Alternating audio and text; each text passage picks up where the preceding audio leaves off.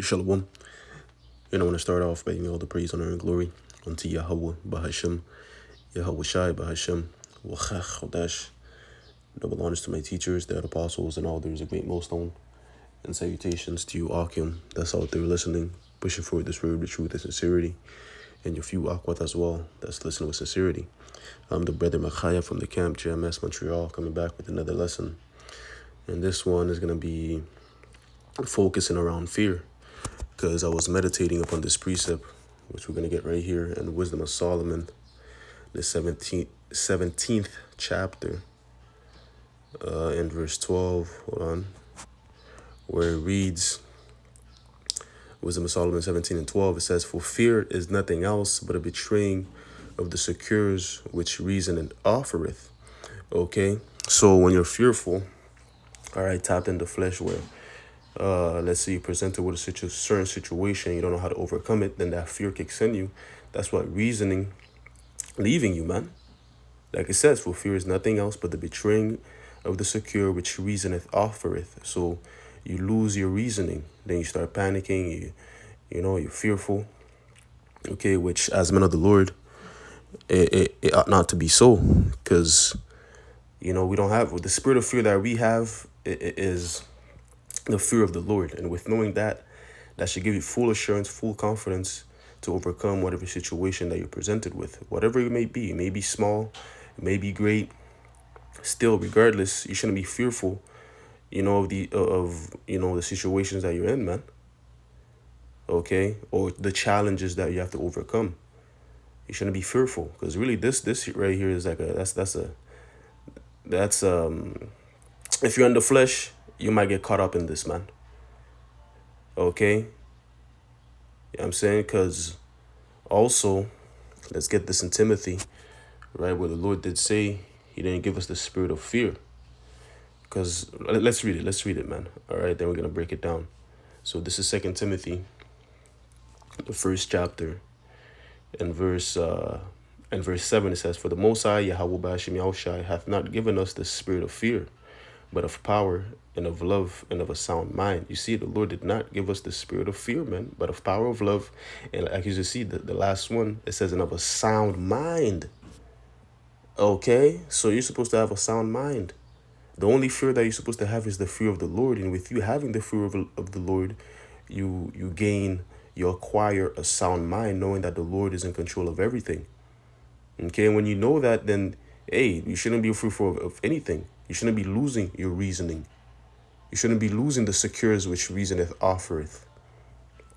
Okay, you should have a sound mind, power, love, with any obstacle. Okay, trust in your abilities and trust that the Lord is with you, man. Right? What did that angel tell Gideon? Let's get that one. Okay. The Lord is with thee, almighty man of power. Let's get that one, man. Okay, because you got to understand that, hey, the Lord is with you every step of the way in this journey, man.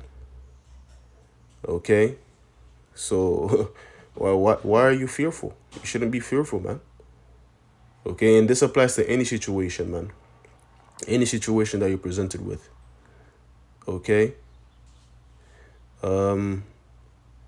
So this is Judges 6 and verse 12 to the point. This is what the angel told Gideon. All right, it says, and the angel of the Lord, Yahweh Bashim Yahushua, appeared unto him and said unto him, the Lord is with thee, thou mighty man of valor. Okay, because when you read the story of Gideon, all right, he went up and fought against the Midianites. When you read the whole story, and then he was kind of he was asking the Lord for signs to show that he was dealing with him. The Lord would give him certain signs where he will make the threshing floor wet the morning with dew, and then one thing is not wet. When you read it, it's been a while since I went into it, but Gideon was looking for signs that the Lord was dealing with him, to show that he was going to be the one to overcome the Midianites and help out our people at that time. Okay, but regardless, the point is that the angel told him that the Lord is with thee, thou mighty man of power. And this applies to us too. Okay, the Lord is with us. We're mighty men of valor as well. So you should have the spirit of fear, man. The only fear that you should have is the fear of the Lord, which gives you what? Wisdom. Let's get that in Proverbs, the first chapter. That's the only fear that you're supposed to have, man.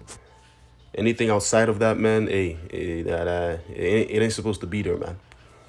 Okay, anything outside of that, where, it's that wisdom of Solomon 17:12. Hey, you gotta rebuke yourself, man. Okay, and tell yourself you're tripping. You're caught up in the flesh. Okay, because in this flesh, man, you get fearful at certain things. Okay, there's nothing wrong with that, but you gotta shake it off and know that the Lord is in control. But this is Proverbs 1 and verse 7. It says, "The fear of the Lord is the beginning of knowledge, but fools despise wisdom and instruction." You see, the fear of the Lord is the beginning of knowledge, man. Okay, so that's the fear that we have, which was created with us in the womb. Like it says in the book of Sirach, man, that's the fear that we have. We don't have the fear where you lose your reasoning. No, we have the fear of the Lord. With the fear of the Lord comes knowledge, wisdom. You understand all things. You understand that the Lord is omnipresent, and you ain't got to stress. Whatever that I'm going through, I know that, hey, the Lord is going to pull me out of it. Hey, yeah, I'm saying you shouldn't be fearful, man. Even of spirits too, you shouldn't be fearful of spirits. You know what I'm saying? Of like demons or whatnot. You shouldn't be fearful of spirits, man. You're a spirit too. If anything, if you have the elect, you're over the spirits that the Lord is sending to try you, to torment you. You shouldn't be afraid of spirits. You're a spirit. You shouldn't be afraid of Satan. You know what I'm saying? We're just spirits in the flesh. Okay? But anyways, let's read this. Ecclesiasticus 1. Or Sirach 1. The point is really at verse 14, but we'll start at verse 11. It says, "The fear of the Lord is honor, and glory, and gladness, and a crown of rejoicing." You see? It's gladness, glory, a crown of rejoicing, man. Not sadness, not depressed, not anxious.